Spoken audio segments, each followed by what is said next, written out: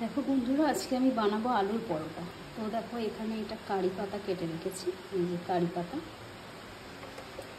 এটা কারি পাতা আছে, কুচি কুচি করে কাটা আছে। এটা আমাদের বাড়িতে গাছও আছে।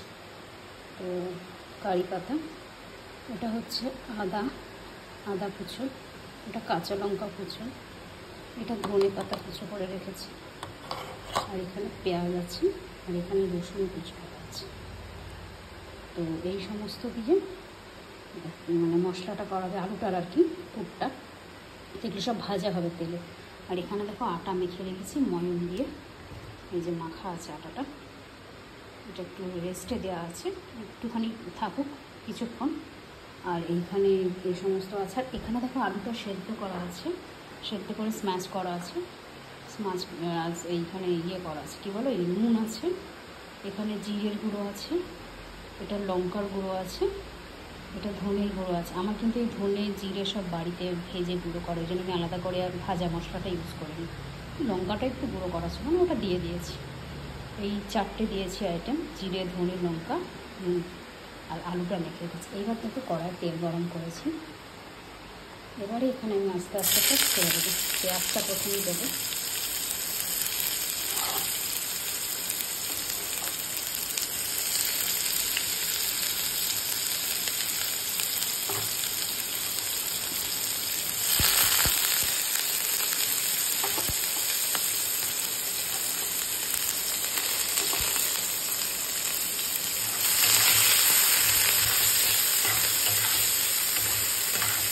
পেঁয়াজটা ভাজা ভাজা হলে রসুনটা দিয়ে দিতে হবে, মানে রসুনের একটা কাঁচা গন্ধ বেরোয়, তো ভালো লাগবে না।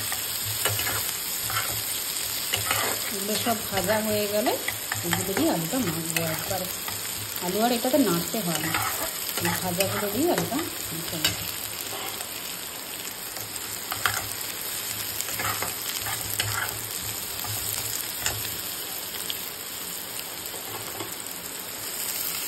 রসুনও দিয়ে দেবেন,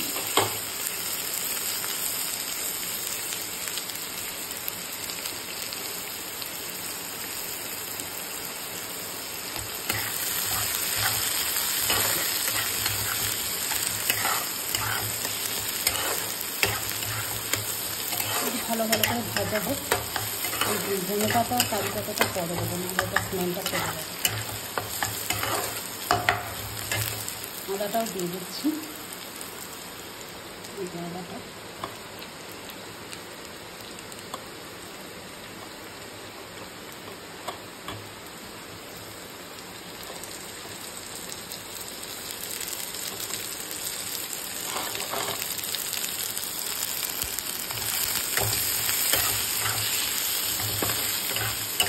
আমার কিন্তু কড়াটা ভেবো না যে তোমরা কালো হয়ে গেছে, ফুলে গেছে। অ্যাকচুয়ালি এটা নন স্টিকের কড়াই, তো মেজে মেজে আমি সাদা করে রেখেছি।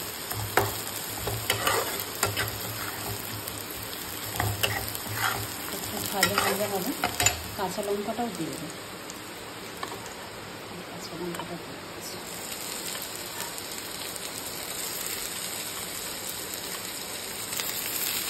দেখো বাইরে কি বৃষ্টি হচ্ছে, দেখেছি একটু বৃষ্টি হচ্ছে বাইরে, প্রচণ্ড বৃষ্টি হচ্ছে। দেখো কি অবস্থা,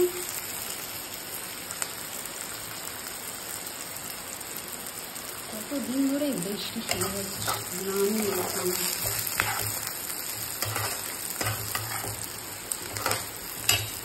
এবারে ধনে পাতা আর এটা দিয়ে দিই। ফুল মোটামুটি রেডি, একটুখানি কম আছে, নাড়বো।